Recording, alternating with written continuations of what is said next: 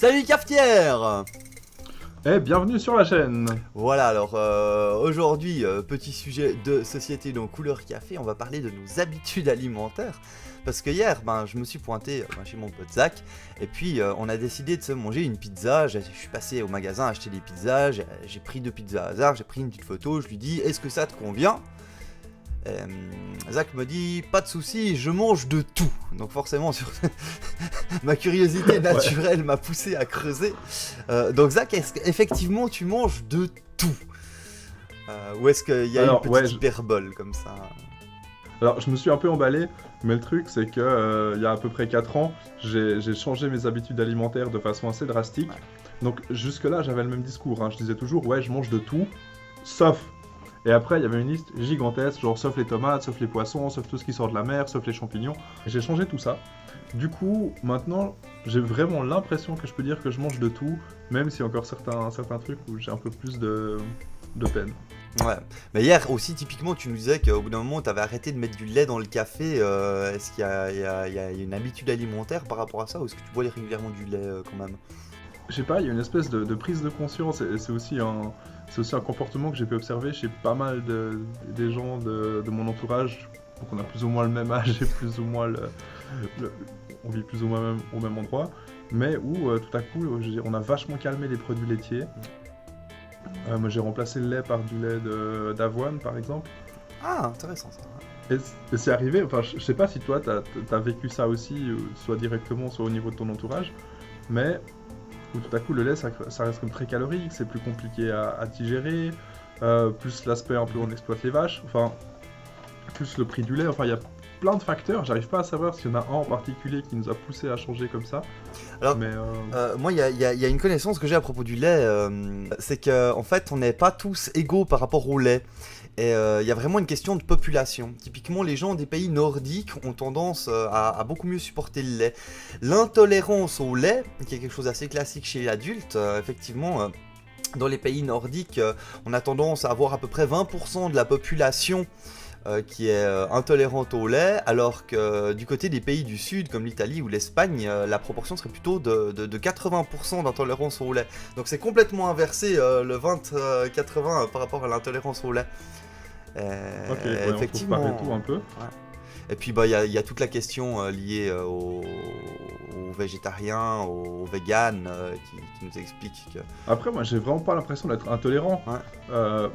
Peut-être que, je sais pas, nos organismes changent un peu, mais c'est vrai que c'est plus compliqué pour moi de boire un litre de lait ou un immense chocolat chaud le soir juste avant d'aller me coucher et de bien dormir et de bien digérer. Mais tout ça fait que ça a pas mal changé. Je pourrais juste rebondir sur le fait que cette espèce de proportion du 80-20, on pourrait en parler un autre matin, parce que la loi de Pareto me paraît assez folle à explorer, mais c'est pas forcément maintenant. Ok, ça marche.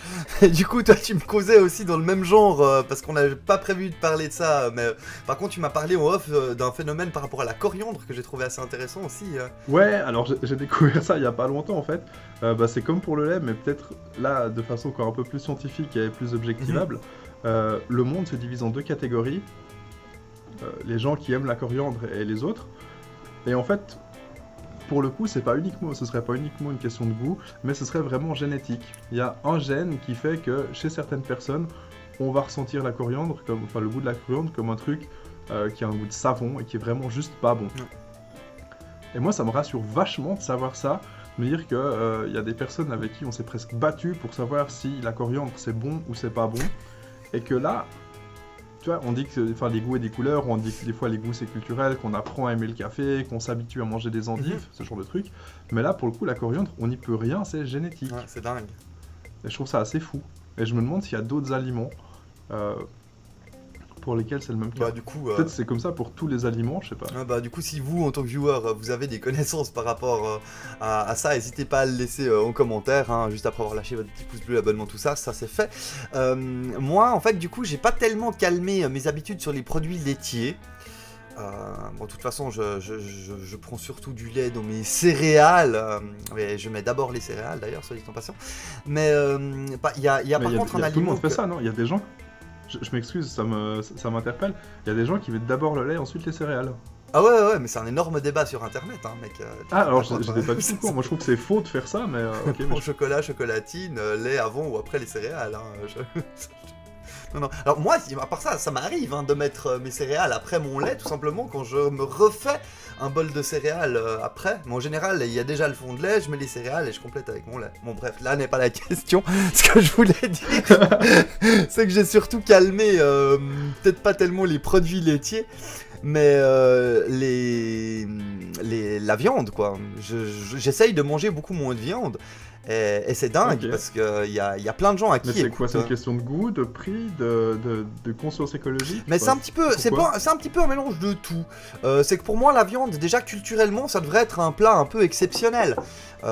Aujourd'hui, c'est passé dans les habitudes alimentaires, je pense surtout à cause de la guerre, où les gens ont clairement manqué de viande, et où c'est devenu une espèce de signe de respect, de bien savoir accueillir, que d'offrir de la viande à quelqu'un quand on le reçoit à la maison. Il y a une espèce de piédestal comme quoi la viande, c'est un bien luxueux et tout, mais en réalité, quand on y réfléchit, un temps, avec un cochon, c'était la viande, un cochon et 2 poulets, c'était toute la viande qu'allait manger une famille de 6 ou 7 personnes pendant un an.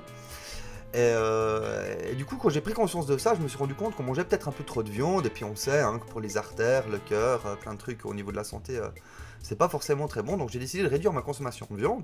Et puis en fait, je mange tellement de viande à l'extérieur, on m'offre tellement souvent de la viande que j'en suis arrivé à un stade où je ne mange plus du tout de viande chez moi, et pourtant je mange de la viande 2 à 3 fois par semaine, et je trouve ça beaucoup trop.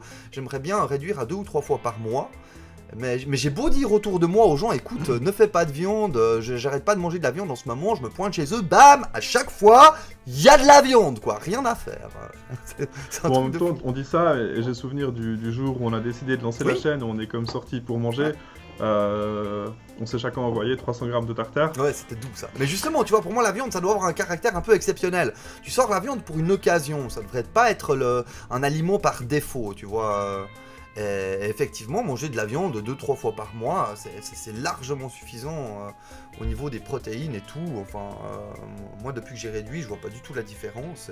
Et quand je sors un peu moins, typiquement en plus l'hiver, je mange de la viande que 2 à 3 fois dans le mois. Et ça me convient parfaitement, je me sens pas plus fatigué ou autre. Hein. Voilà. Donc voilà un peu pour mes habitudes alimentaires à moi. Ouais, après, je pense qu'on pourrait rester encore bien... des heures sur les goûts, les couleurs, les habitudes alimentaires et les modifications d'habitudes alimentaires. Mais le concept, c'est d'avoir une émission un petit peu courte. Et ouais, parce qu'on a quand même des grosses journées qui nous attendent. Hein. Le café, il peut pas s'éterniser comme ça. Et moi, j'ai fini le mien. Du coup, Zach, je te souhaite une excellente journée. À vous aussi, derrière l'écran. À toi aussi, à tout le monde. Et à bientôt. Bye. Allez, bonne journée, bye bye.